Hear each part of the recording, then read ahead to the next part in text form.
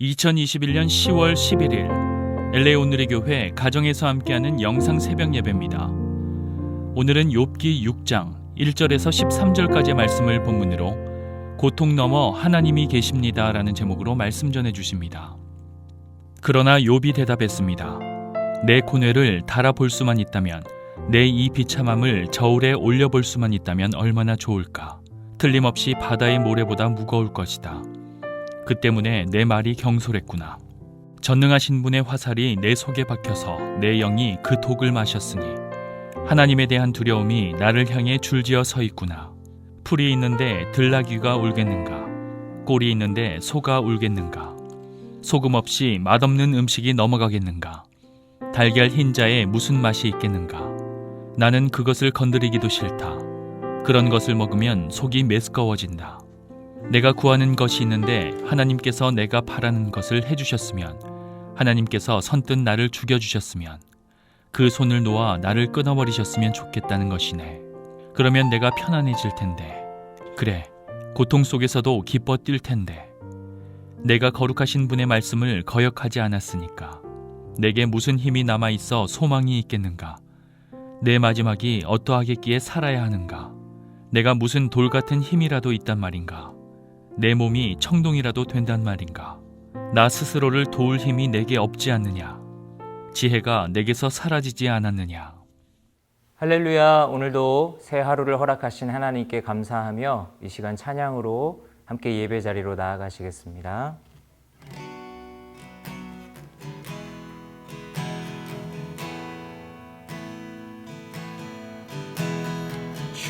주여, 우린 연약합니다. 우린 오늘을 힘겨워합니다. 주 뜻 이루며 살기에 부족합니다. 우린 연약합니다.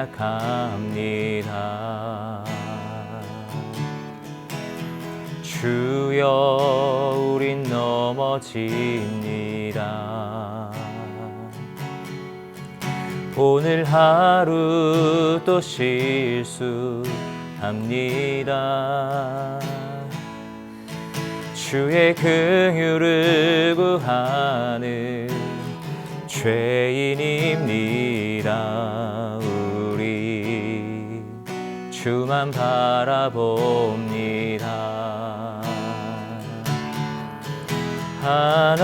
한없는 주님의 은혜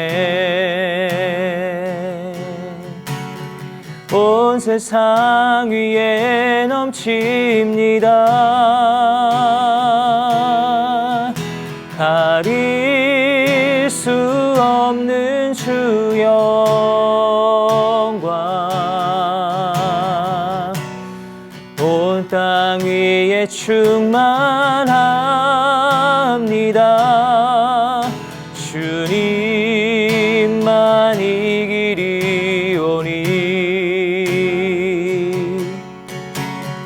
우린 그 길 따라갑니다.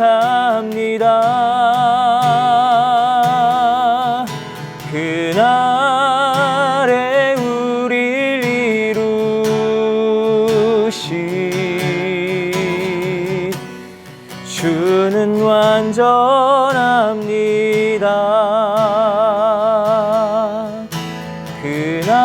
그날에 우릴 이루시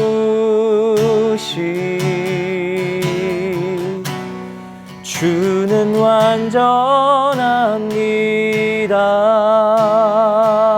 완전합니다. 아멘. 할렐루야. 10월 11일 월요일 아침입니다. 오늘도 하나님의 은총이 햇살처럼 우리의 삶의 모든 부분에 비추이기를 예수님 이름으로 축복합니다. 가끔씩 안타깝게도 예수님을 잘 믿는다고 알려진 연예인들이 극단적인 선택을 하는 경우가 있습니다. 그런 경우에 팬들의 입장과 또 그리스도의 입장이 좀 다르게 나타나곤 합니다. 평상시에는 그 연예인을 흠모하던 팬들의 입장에는 큰 상실감이 느껴집니다. 그러나 반면에 그리스도인으로서의 극단적인 선택에 대해서 비판적인 관점을 갖는 신자의 모습이 있습니다. 이 두 가지의 모습은 참 이해하기 어려운 부분입니다. 자, 이런 모습을 우리가 돌아보면 저는 이런 생각을 하게 됩니다. 우리가 너무나 오랫동안 고통을 참아내는 인내의 훈련을 받아왔다는 것입니다. 상처나 아픔도 느껴지지만 표현하지 않고 그 표현한다는 것 자체가 불신앙처럼 느껴지게 되었던 것이죠. 이런 모습 속에서 기독교 신앙의 참 모습보다도 오히려 유교를 기반으로 한 기독교적 모습이 있지 않는가 돌아보게 됩니다. 여러분, 복음서를 보면 예수님은 때로 눈물을 흘리셨습니다. 물론 극단적인 선택을 한 사람 앞에서는 그러지 않았다라고 할 수 있겠지만, 그러나 그것이 포함하는 모든 사람들의 아픔에 예수님은 때로 우셨고 또 다른 사람들의 기쁨에는 함께 웃어 주셨던 것이죠. 중요한 것은 하나님께서 우리에게 고통을 나누라고 말씀하신 것입니다. 그럴 때 우리의 고통이 나누어지는 것이죠. 오늘 고통 속에 있던 욥의 항변을 함께 묵상하면서 우리가 성도로서, 친구로서, 영적인 벗으로서, 가족으로 주변에 있는 사람들의 고통을 어떻게 반응해야 할 것인가 하는 모습을 함께 묵상해 보겠습니다. 그러나 욥이 대답했습니다. 내 고뇌를 달아볼 수만 있다면, 내 이 비참함을 저울에 올려볼 수만 있다면 얼마나 좋을까. 틀림없이 바다의 모래보다 무거울 것이다. 그 때문에 내 말이 경솔했구나. 욥은 엘리바스의 말을 듣고 논리적으로 반응하기보다는 자신의 괴로움과 고통에 대해서 호소합니다. 욥이 당한 고통은 분석하기 이전에 너무나 커서 감당하기조차 힘든 것이었기 때문입니다. 그래서 욥은 자신이 이전에 했던 말이 경솔한 부분이 있더라도 그것은 고통 때문에 한 말이니 나 좀 이해해 달라고 요청합니다. 자, 사람이 당하는 고통의 크기, 우리가 그것을 어떻게 객관적으로 측정할 수 있겠습니까? 전기 고문기가 있다고 할 때 레벨을 올릴 때마다 흐르는 전압의 세기는 알 수가 있겠지만 그것 때문에 그 사람이 느끼는 고통의 세기는 객관적으로 측정할 수 없을 것입니다. 어떤 측정의 도구를 발명한다고 할지라도 내가 당하는 고통의 세기와 그 아픔과 두려움과 크기는 결코 재어볼 수 없는 것입니다. 그것은 고통의 현장에 주인공으로 있는 사람만이 느끼고 알 수 있는 것이죠. 그래서 평상시에 예수님을 잘 믿던 사람도 때로는 고통의 무게 때문에 믿음 없는 말을 할 수도 있는 것입니다. 그만큼 힘든 순간을 지나가고 있다는 것이죠.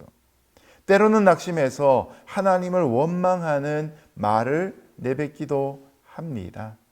우리가 우리의 인생을 좀 길게 잡아서 그 사람의 신앙의 모습을 판단해야지 단면만 잘라내서 본다면 참으로 어려운 형편이 될 것입니다. 우리가 느끼는 육체적인 고통과 함께 때로는 하나님께 버림받았다라는 영적, 심리적 고통도 같이 있다는 것을 기억할 필요가 있지요. 십자가상에 계셨던 예수님도 엘리 엘리 라마 사박다니라고 말씀하지 않으셨습니까? 고통의 순간에 하나님 어찌하여 저를 버리십니까? 라는 것이 예수님의 솔직한 고백이셨던 것이죠. 그러나 중요한 것은 그 고통의 순간에 이 고통의 너머에 여전히 계시는 하나님을 신뢰하는 고백이 예수님께 있었다는 것이죠. 그래서 용서와 화해의 십자가가 완성될 수 있었던 것입니다. 오늘 남들이 느낄 수 없는 나만의 고통의 순간에 하나님이 안 계신 것 같고 나 홀로 영적인 대적과 맞서고 있다고 느끼는 순간이 있다 할지라도 하나님은 결코 우리 인생을 놓지 않고 계신 것을 믿을 수 있기를 주님 이름으로 축복합니다. 전능하신 분의 화살이 내 속에 박혀서 내 영이 그 독을 마셨으니 하나님에 대한 두려움이 나를 향해 줄지어 서 있구나. 풀이 있는데 들나귀가 울겠는가? 꼴이 있는데 소가 울겠는가? 소금 없이 맛없는 음식이 넘어가겠는가? 달걀 흰자에 무슨 맛이 있겠는가? 나는 그것을 건드리기도 싫다. 그런 것을 먹으면 속이 메스꺼워진다.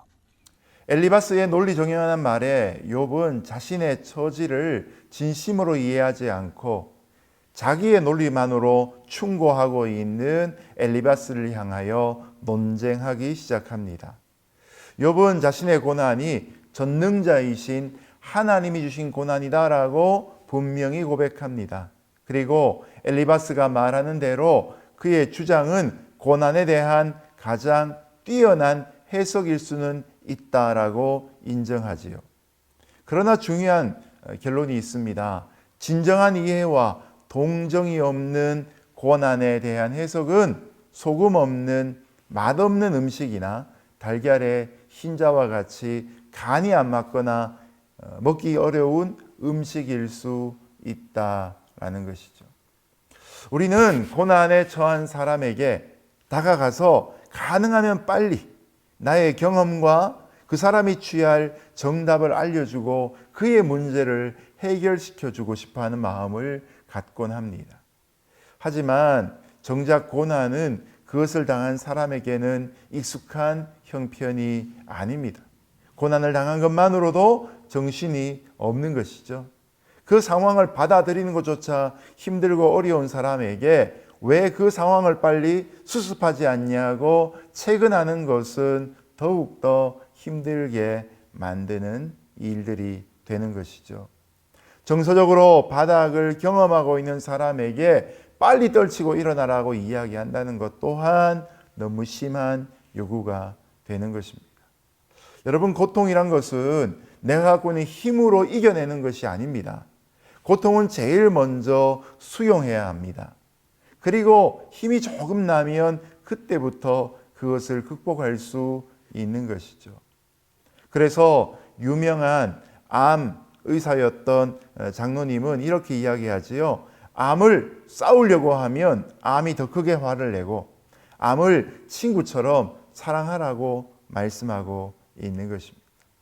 암도 대적하고 싸우는 것보다 사랑하고 돌봐야 이길 수 있듯이 우리에게 있는 고난도 사랑하며 또 힘쓰며 수용하며 그렇게 살아갈 수 있기를 예수님 이름으로 축복합니다.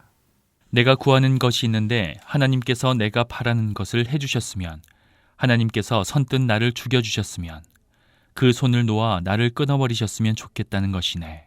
그러면 내가 편안해질 텐데, 그래, 고통 속에서도 기뻐 뛸 텐데, 내가 거룩하신 분의 말씀을 거역하지 않았으니까. 내게 무슨 힘이 남아있어 소망이 있겠는가? 내 마지막이 어떠하겠기에 살아야 하는가? 내가 무슨 돌 같은 힘이라도 있단 말인가?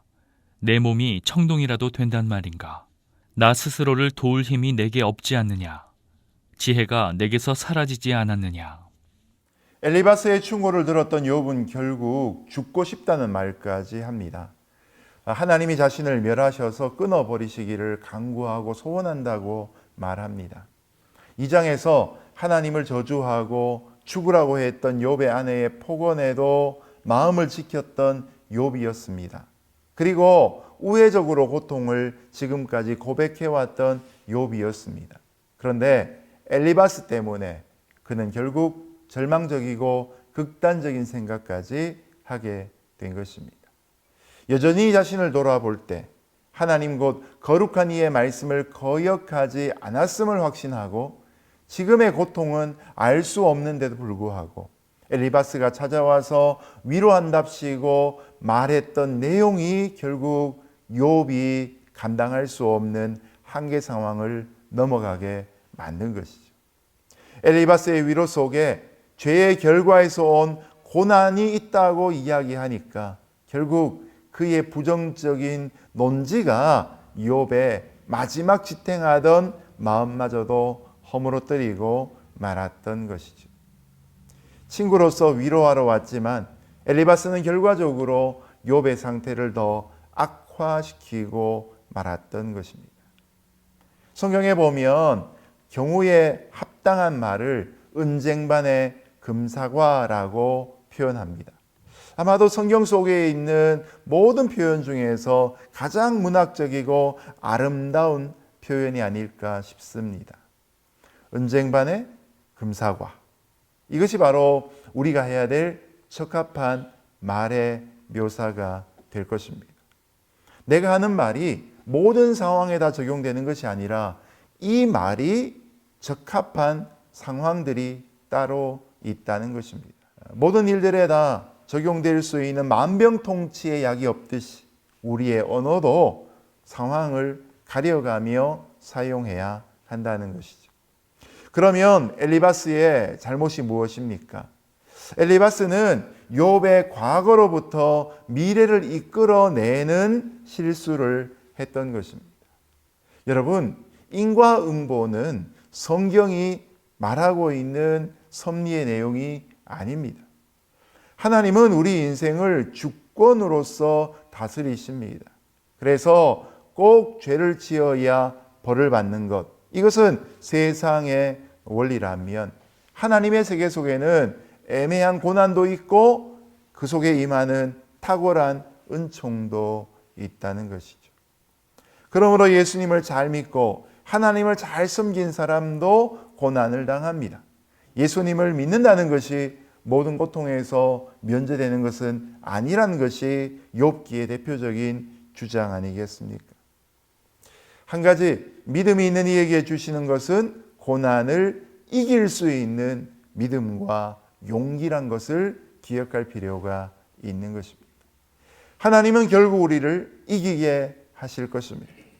엘리바스가 집중해야 했던 것은 욥의 문제점이 아니라 사실은 하나님의 주권이었던 것입니다. 하나님의 주권으로 욥을 격려했으면 하는 그런 아쉬움이 엘리바스에게서 발견될 수가 있는 것이죠.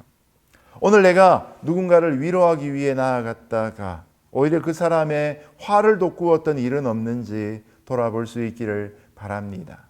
오히려 침묵이 그에게 더 큰 도움이 되지 않았을까?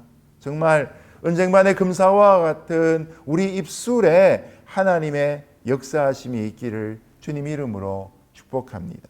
그 사람이 꼭 들어야 될 하나님의 말씀을 부드럽게 전할 수 있는 그런 하나님의 사신이 될 수 있기를 예수님 이름으로 축복합니다. 이제 말씀을 맺겠습니다. 죽는 것 이외에는 이 상황을 이겨낼 수 있는 방법이 없다고 느끼는 절망이 혹시 여러분에게 저에게 찾아온 적은 없었던지요? 아마도 지금 우리가 삶을 감당할 수 있다는 것은 바로 그런 순간이 있었음에도 불구하고 욥처럼 그 어두움의 순간에 장막을 걷고 우리에게 다가오신 하나님의 따사로움이 있었기 때문일 것입니다. 앞으로도 우리는 인생 속에서 절망을 경험할 것입니다. 그러나 하나님은 어떤 상황에서도 우리와 함께 하실 것입니다. 고통을 당하는 현실이 있다면 과거를 돌아보기보다도 하나님이 간섭하시고 섭리하시고 인도하시는 미래를 함께 내다볼 수 있기를 주님 이름으로 축복합니다.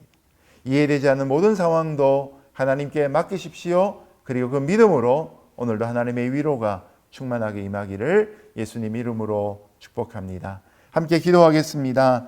하나님 아버지, 지금은 우리가 우리의 현실과 고난들을 다 해석할 수 없지만 그러나 하나님의 손에 우리 인생이 붙잡혀 있음을 깨닫고 고백하며 선포합니다. 주여, 우리를 긍휼히 여기시고 우리를 새롭게 하여 주옵소서. 하나님의 임재로 우리의 삶을 다스려 주옵소서. 예수님 이름으로 기도드렸습니다. 아멘.